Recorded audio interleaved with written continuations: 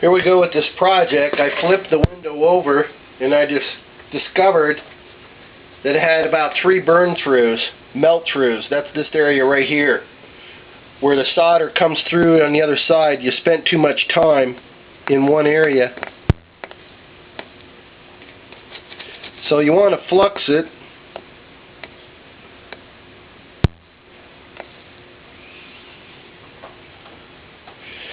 And what I do is I take this solder and I just flick it out of the way.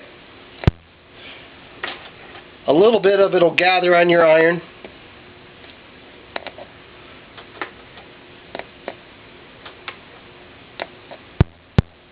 And now it's gone. If you ever should flick the solder off to the side,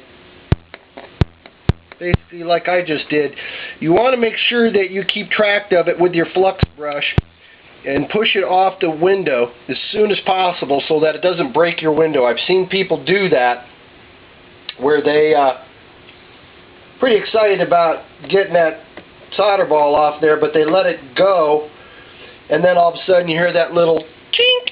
You know what that's about. Your glass just cracked. So right now I'm getting ready to decorate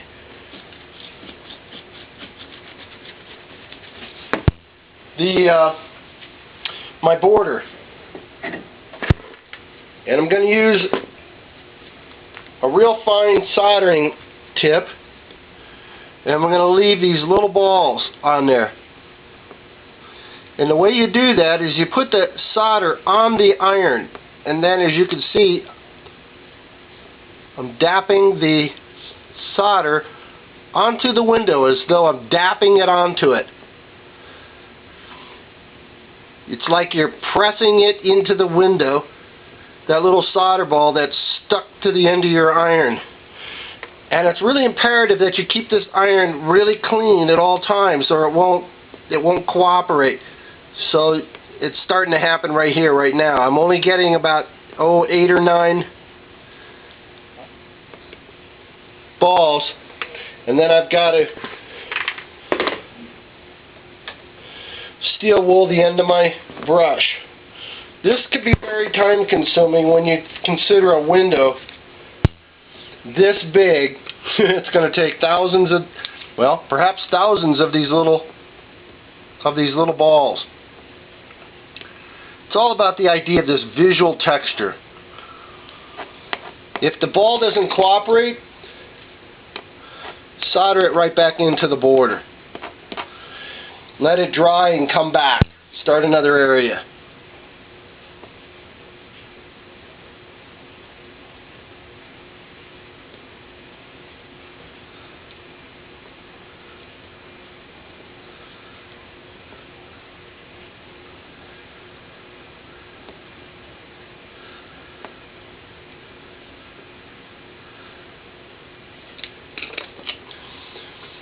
Sometimes instead of the little solder balls turning out to be nice little round balls, they turn out to be little ovals. Just come back, flux it, and put a little bit more on top of it, and you'll find out they'll be nice and round and very nicely high-peaked and everything. Sometimes it requires just coming back.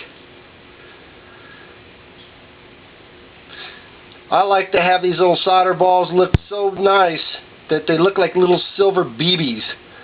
It's almost like you want to get your fingers and try to feel if they're attached. They're so cool because they're not flat little things. They're just nice little solder balls. What else do you call them? I call them frog balls. If frogs had balls, this is what they would look like. Nah, I'm just kidding.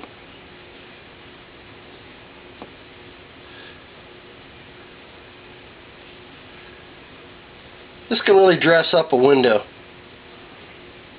Gives it that visual completion, texture. I'm almost 100% colorblind. I mentioned that before in another video. And I see color, or I see clears as dimensional and colored.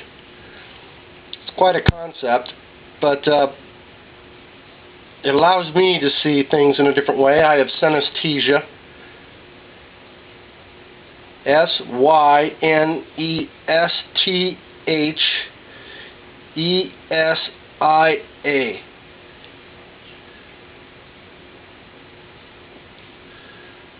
Got the camera sitting on a tripod,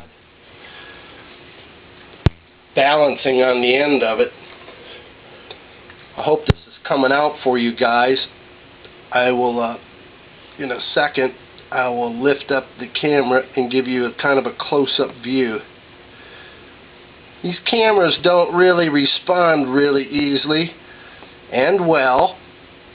They don't focus really close, so hopefully I'll get a good tight shot of what this could look like.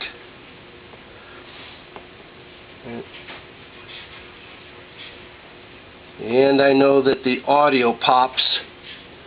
It's a lot of sound to get in these tiny little holes these little cameras have called microphones. I don't have a pro camera, but it's doing the job. So I'm really grateful that it's at least doing this well.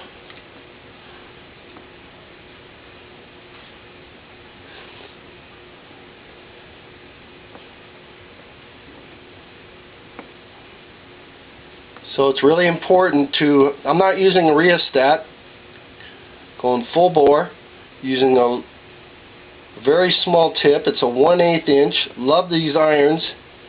Very practical iron for the money. These Inland maroon and whites. I think they have a retail of about $20-25, somewhere in there. And bang for the buck, I think it's the best bang for the buck.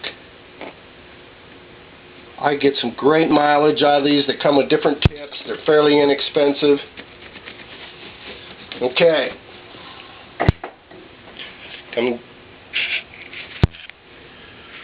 Let's get a picture of this. It's a nice little beading. Hopefully you saw it in the video. You can see my solder lines now. Perhaps, as I look through the viewfinder, I can see my solder lines. Hopefully it shows up for you. I know it kind of looked pretty junky, herky-jerky in start, but I pride myself that a lot of people can't tell where I started my seams or ended them. Anyway, off to the next video. I'm going to finish all these solder balls and then go through all the steps, and hopefully you'll be with me along the way. I'll talk about the price of this window and how you determine the price of windows, and I'll give you an idea how much this window costs. You never know, maybe somebody's interested in buying it. See you later on the next video. Bye-bye.